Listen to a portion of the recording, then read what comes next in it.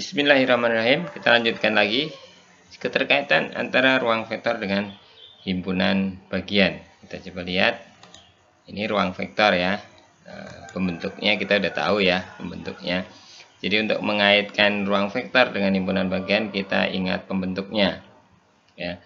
Kita coba lihat bahwa pembentuk ruang vektor adalah himpunan vektor yang memenuhi syarat-syarat tadi ya.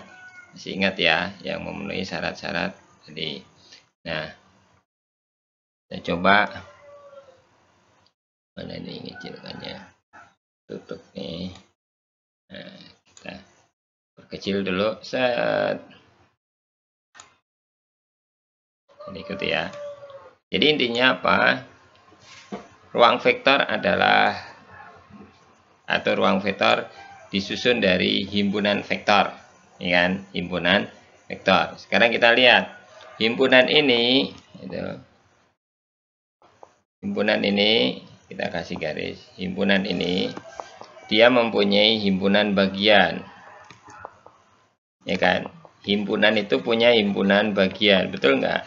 Setiap himpunan pasti punya himpunan bagian. Jadi himpunan bagian itu asalnya dari mana? Dari himpunan ini. Himpunan ini punya himpunan bagian gitu lah. Ya, himpunan ini punya himpunan bagian. Tapi ini kita masih bicara himpunan gitu. Jadi himpunan punya himpunan bagian, coba jelaskan apa itu himpunan bagian. Nah, kalau Anda sudah bisa menjelaskan apa itu himpunan bagian, ya sudah gitu ya. Kalau belum, cari literatur himpunan bagian. Nah, himpunan bagian ini juga punya operasi tadi, ditambah operasi jumlah dan kali, sama kali skalar, ya kan? Tulisan skalarnya saya ganti dengan alfa.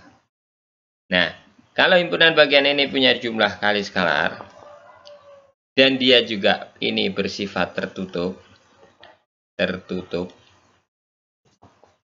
ya. Jadi sifat kedua ini tertutup. Ingat, himpunan bagian ini adalah himpunan dari himpunan vektor ini. Karena himpunan bagian itu himpunan bagian dari himpunannya siapa, bagiannya siapa, gitu ya. Ya.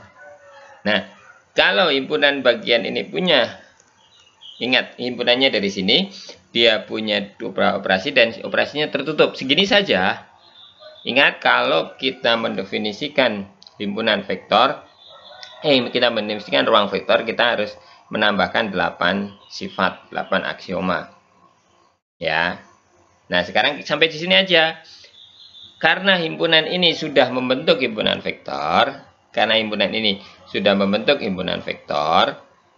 ya, maka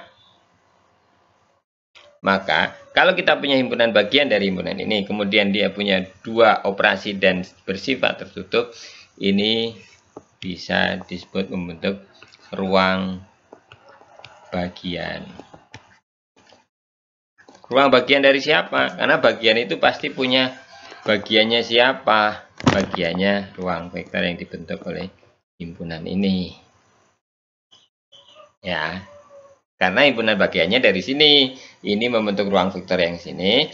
Nah, himpunan bagiannya pun kalau punya operasi dan dua operasinya itu bersifat tertutup, maka dia juga disebut sebagai ruang bagian dari ruang vektor ini. Ingat keterkaitan ini ya. Pahami ini. Ini himpunan ini ruang bagian. Keterkaitannya ada di mana? Di himpunan bagian. Tapi ingat ada apa?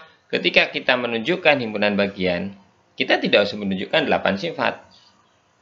Tapi yang kita perlukan hanya operasi yang bersifat tertutup. Kalau kita sudah yakinkan operasi di himpunan bagian itu bersifat tertutup, maka dipastikan bahwa dia adalah ruang bagian dari ruang vektor yang dibentuk oleh himpunan induknya. Gitu. Nah, itu himpunan bagian. Sangat sederhana kan? Ya, coba dicermati lagi.